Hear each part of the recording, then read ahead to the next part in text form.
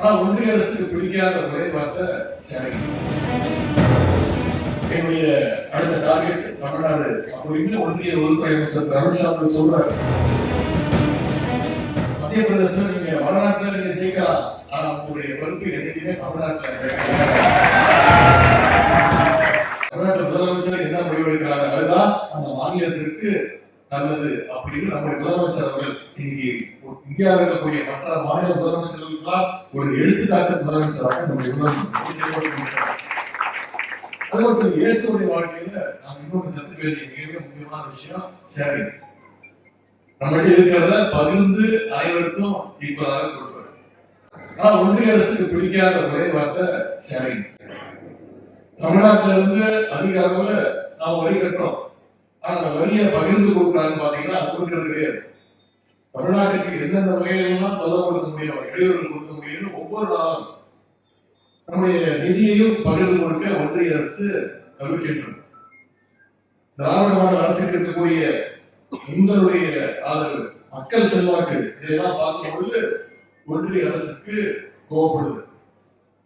Delimitation கொண்டு வராங்க. 39 தொகுதியை எப்படியாவது குறைக்கணும், மாநில உரிமைகளை பறிக்கணும்னு செயல்பட்டு இருக்காங்க. இப்ப சமீபத்தில் எஸ்ஐஆர் திட்டத்தை கொண்டு வந்து செயல்படுத்துறாங்க. இந்த எஸ்ஐஆர் திட்டம் வரும்போதே நம்முடைய தலைவர் முதலமைச்சர் சொன்னார், இவ்வளவு குறுகிய காலத்துல செய்ய முடியாது. பீகார் மாநிலத்தில் பல்வேறு லட்சக்கணக்கான வாக்குகள் நீக்கிருக்கீங்க, குறிப்பா இஸ்லாமியர்கள், சிறுபான்மையினர், கிறிஸ்தவர்கள் வாக்குகள் நீக்கிருக்கீங்க, பிற்படுத்தப்பட்டவர்கள் அவங்க வாக்குகள் நீக்கிருக்கீங்க. உங்களுக்கு தெரியும், நீங்க என்ன செஞ்சாலும் சிறுபான்மையினுடைய வாக்கு கிறிஸ்தவர்கள் பாஜகவுக்கு வாக்களிக்க மாட்டாங்கன்னு தெரிஞ்சே அவங்களுடைய வாக்குகளை நீக்கிறீங்க. இன்றைக்கு அது நடந்திருக்கு. 2 நாட்களுக்கு முன்பு வரைவு பட்டியல் வெளியிட்டாங்க. தமிழ்நாடு கிட்டத்தட்ட 97 லட்சம் வாக்குகளை நீக்கிருக்காங்க. சென்னையில மட்டும் 14 லட்சம் வாக்குகள் நீக்கப்பட்டிருக்கு. இவங்க வந்திருக்கக்கூடிய கிறிஸ்தவ பெருமக்கள் உங்களிடத்துல நான் உரிமையோடு கேட்டுக்கிறது ஒன்னே ஒன்றுதான், நீங்க அத்தனை பேரும் உங்களுடைய வாக்குகள் சரியா இருக்கா அப்படின்னு நீங்க முதல்ல போய் அதை சரி செஞ்சு பார்க்கணும். ஏன்னா வாக்கு என்பது உங்களுடைய கடமை மட்டுமல்ல, அது வந்திருக்கக்கூடிய ஒவ்வொருத்தருடைய உரிமை. அப்படி இல்லைன்னா நீங்க நம்மளுடைய கடற்கொரிய பிஏ தூக்கலை சந்திச்சு ஃபார்ம் 6 கொடுத்து மறுபடியும் விண்ணப்பம் கொடுங்க.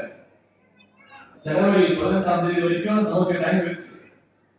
இன்னைக்கு இவ்வளவு சூழ்ச்சிகளை செஞ்சுட்டு ஒன்றிய உள்துறை அமைச்சர் குஜராத்தில் வந்து சவால் கொடுக்கிறார், தமிழ்நாட்டுக்கு சவால் கொடுக்கிறார். நாங்கள் பீகார்ல ஜெயிச்சிட்டோம், என்னுடைய அடுத்த டார்கெட் தமிழ்நாடு அப்படின்னு ஒன்றிய உள்துறை அமைச்சர் அமித்ஷா சொல்றாரு. தயாராக அப்படின்னு தமிழ்நாட்டை பார்த்து சவால் வர்றாரு. உங்களுடைய ஊட்டல் நன்மைக்கெல்லாம் இருக்கக்கூடிய அடிமை கூட்ட பயணங்களை தவிர தமிழ்நாட்டு மக்கள்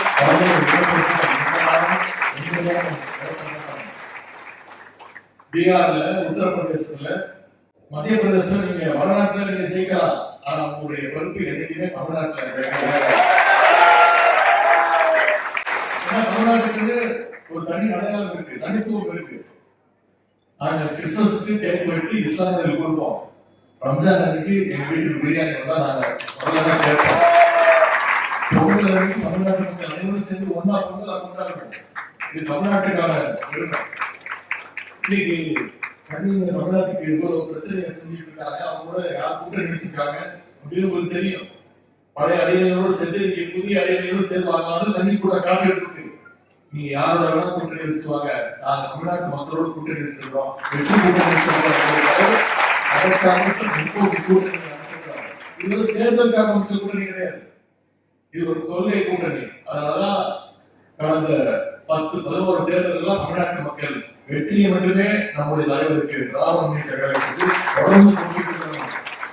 இன்னைக்கு அண்ணா திராவிட முன்னேற்ற கழகம் என்பது இன்னைக்கு அமித்ஷா திராவிட முன்னேற்ற கழகம் மாறிடுச்சு.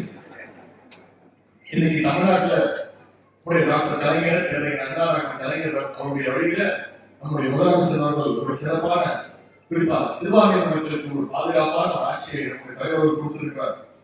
சிறுபான்மை மக்களுக்கு ஒரு அரணாக நம்முடைய திராவிட மாடல் அரசு விளங்கி கொண்டிருக்கிறது. அப்படிப்பட்ட அந்த திராவிட மாடல் அரசு தொடர்ந்து நீங்கள் பாதுகாப்பாக நம்முடைய அரசுக்கு சிறுபான்மை மக்கள் தொடர்ந்து இருப்பீங்க அப்படிங்கிற நம்பிக்கையோடு வந்திருக்கக்கூடிய அத்தனை பற்றி நான் மீண்டும் கேட்பது, வருகின்ற 2026 சட்டமன்ற தேர்தலில் ஒரு மிகப்பெரிய வெற்றியை நீங்க நம்முடைய மதசார்பற்ற முற்போக்கு கூட்டணிக்கு வர வேண்டும். யாரோ 10 200 பதக்கம் வரலாறு 200க்கும் அதிகமான தொகுதிகளில் நம்முடைய மதசார்பற்ற முற்போக்கு கூட்டணி வென்று காட்ட வேண்டும்.